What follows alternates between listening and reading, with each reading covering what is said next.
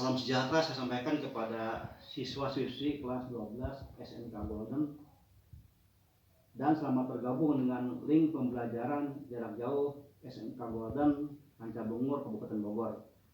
Perkenalkan, nama saya Muhammad Anwar. Saya adalah guru baru di SMK Golden dan insya Allah saya diberi amanah untuk mengajar untuk mata pelajaran otomatisasi dan tata kelola keuangan. Kalau kita bicara masalah keuangan, intinya kita akan bicara tentang akuntansi. Jadi sedikit banyak materi yang akan kita kupas adalah berhubungan dengan akuntansi. Dan baiklah, sebelum kita masuk ke materi, berikut ini saya akan menyampaikan tujuan daripada pembelajaran dari materi ini, yaitu tentang kas kecil.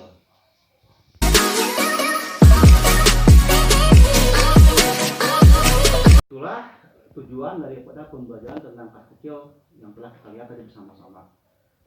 Baiklah, untuk berikutnya kita akan masuk ke materi, yaitu tentang kas kecil.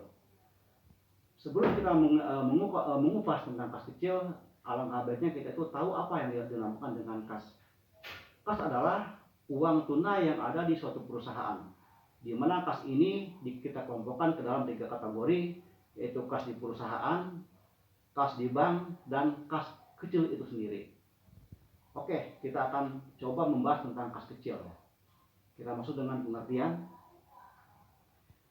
Yang dimaksud dengan kas kecil adalah uang tunai yang digunakan untuk membayar pengeluaran yang jumlah nominalnya relatif kecil dan sangat tidak ekonomis atau tidak efektif bila dibayar dengan menggunakan alat pembayaran lain seperti misalnya cek ataupun bilet giro. Kita bisa bayangkan misalnya seorang sopir yang akan membeli bensin, ya, itu dikasih cek. Kira-kira itu efektif atau tidak? Saya rasa itu tidak efektif. Maka dibutuhkanlah namanya uang tunai. Karena jumlahnya relatif kecil, maka dia butuh uang tunai yang diminta kepada bendahara kas kecil. Itu salah satu contohnya. Kemudian misalnya ada lagi, kita perlu untuk pembelian perlengkapan kantor, misalnya membeli tinta, alat tulis dan sebagainya. Itu pun kita butuh yang namanya uang. Dan uang itu kita peroleh dari dana kas kecil, ya. Itu secara umum pengertian daripada kas kecil. Nah, berikutnya kita akan bicara tentang kasir. Kalau bicara tentang kasir itu identik dengan pemegang kas, ya. Jadi sangat dekat hubungannya. Secara umum bahwa setiap orang yang memegang dana kas itu disebut dengan kasir. Kita lihat misalnya di suatu swalayan, itu banyak sekali ya mereka yang bertugas sebagai kasir. Mereka itu memegang uang dari customer. Sementara di perusahaan itu ada yang namanya pemegang dana kas kecil, itu pun sama dinamakan kasir. Jadi sini ada persamaan dan juga ada perbedaannya. Kalau kasir di swalayan, mereka itu hanya menerima pembayaran uang dari si customer atau pelanggan, kemudian disetorkan kepada bagian keuangan. Itu persamaannya. Sementara pemegang dana kas kecil itu kasirnya itu menerima uang dari bagian keuangan atau accounting. Itu persamaannya, jadi sama-sama menerima uang. Perbedaannya antara kasir swalayan dengan kasir dan pemegang dana kas kecil adalah kalau pemegang kasir swalayan, mereka itu hanya menerima kemudian menyetorkan kepada si bagian keuangan, tidak berhak mengeluarkan sama sekali setelah mereka menyerahkan uang closing. Sementara untuk kasir bagian kas kecil, dia menerima kas, kemudian punya wewenang untuk mengeluarkannya dan bertanggung jawab penuh atas sejumlah uang yang ia keluarkan. Itu adalah pengertian daripada kasir. Berikutnya kita akan lihat tentang pengisian kembali dana kas kecil. Karena ada transaksi keuangan, otomatis ya jumlah dana kas kecil yang dipegang oleh kasir itu akan berkurang jumlahnya. Tiap hari ada transaksi, ya, ada yang minta uang dan sebagainya, otomatis itu jumlahnya akan berkurang. Untuk itu selama periode tertentu, bisa 1 minggu, 2 minggu atau 1 bulan, dana kas kecil itu perlu diisi kembali sesuai dengan jumlah yang dikeluarkan, gitu ya. Sekali lagi, sesuai dengan jumlah yang dikeluarkan. Ya, itu pengisian dana kas kecil. Berikutnya kita akan lihat tentang karakteristik atau ciri daripada kas kecil. Ya, yang pertama, ciri pertama adalah jumlahnya dibatasi ya. Jadi tidak boleh kurang, tidak boleh lebih ya.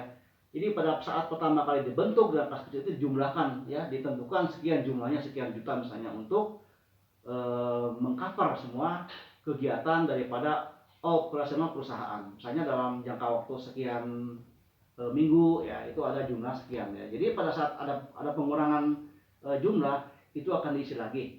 Jumlahnya tidak boleh melebihi pada saat pertama kali dibentuknya jumlah pada kas kecil ya.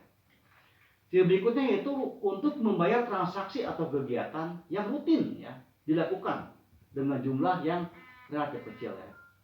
Jadi ini untuk jumlah yang relatif kecil. Sementara untuk jumlah yang besar itu bukan urusan kas kecil, tapi nanti ada untuk bagian kas umum yang lebih besar, itu bendahara perusahaan ya.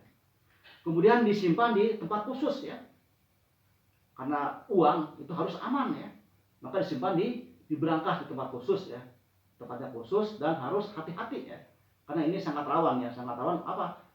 Ada unsur-unsur kriminal ya, bisa hilang dan sebagainya, ataupun bisa dalam nanti ada penyelewengan ya.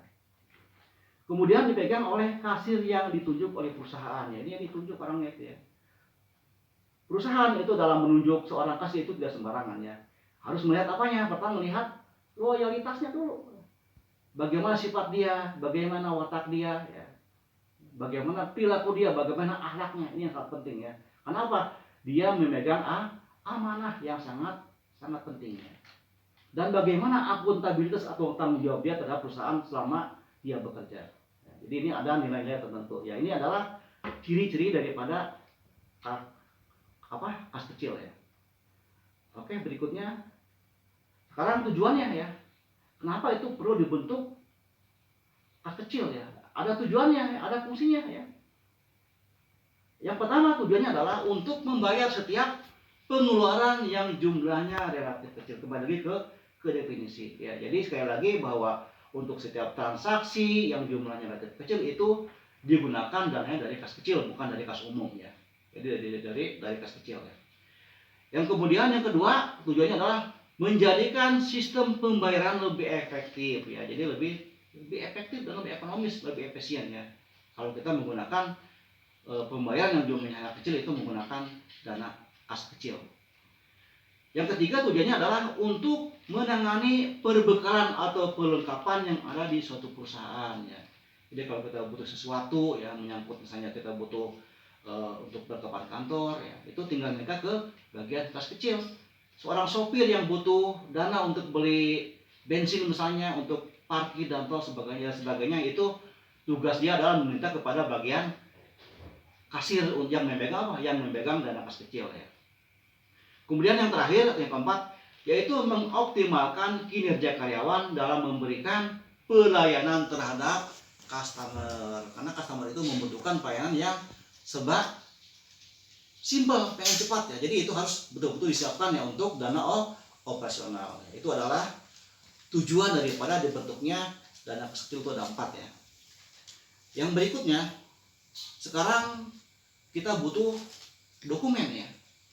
Dokumen yang diperlukan yang ada hubungannya atau yang erat hubungannya itu dengan dana kas kecil. Yang pertama itu dokumennya adalah bukti kas keluar.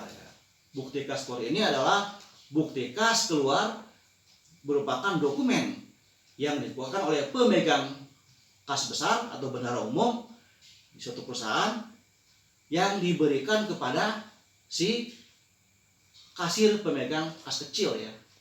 Jadi setelah turun dokumen tersebut ya, nanti di situ tercantum berapa jumlahnya akan digunakan untuk mengisi dana kas kecil tersebut ya. Yang kemudian cek ya. Biasanya perusahaan itu simpel ya. Dia tidak mau repot, itu biasanya mengasih dalam hal pengisian dana kas kecil itu dia menggunakan cek yang akan diberikan kepada si kasir pemegang dana kas kecil ya. Jumlahnya berapa, kemudian si kasir mencairkan atau mengclearing cek tersebut ke bank yang ditunjuk sejumlah uang yang akan dicairkan. Yang berikutnya, dokumen yang berikutnya adalah permintaan kas keluar ya. Ini permintaan kas keluar ini merupakan bukti pengeluaran kas yang dikeluarkan oleh si pemegang dana kas kecil atau kasir ya, yang diberikan kepada siapa? Kepada pengguna dana kas kecil ya. Jadi berapa jumlah yang diberikan kepada si pemegang dana kas kecil itu ya yang merupakan tanggung jawab dia di bidang keuangannya ya. Yang terakhir, yang keempat, yaitu dokumen-dokumen pengeluaran kas kecil dari si pengguna uang kas kecil ya. Jadi si sopir misalnya dia dapat uang, yang menerima uang berapa dari si pemegang kas kecil ya, maka setiap dokumen yang ia terima ya, yang berhubungan dengan uang yang dia keluarkan untuk operasional di luar perusahaan ya, nanti itu disetorkan kembali kepada si pemegang kas kecil sebagai bukti pengeluaran daripada uang yang ia gunakan, dan itu merupakan tanggung jawab daripada si pengguna kas kecil. Nah, ini adalah contoh daripada dokumen ya, dokumen yang berhubungan dengan dana kas kecil. Di antaranya itu bukti kas keluar ya. Di sini kita lihat ya, bukti kas keluar itu ada sejumlah uang yang harus dikeluarkan ya, terutama ini berhubungan dengan pada saat pembentukan dana kas kecil dan ditandatangani oleh pemegang kas kecil dan bendahara. Kemudian ada cek juga ini ya, ada cek ya. Ini cek adalah sebagai salah satu contoh ya, supaya kita lihat ya berapa jumlah uang yang harus dikeluarkan ya. Ini tertera juga sini nama si pemiliknya ya, yang menandatangani ya, dan siapa pihak yang berhak untuk menerimanya. Mungkin untuk sementara itu materi yang bisa saya sampaikan.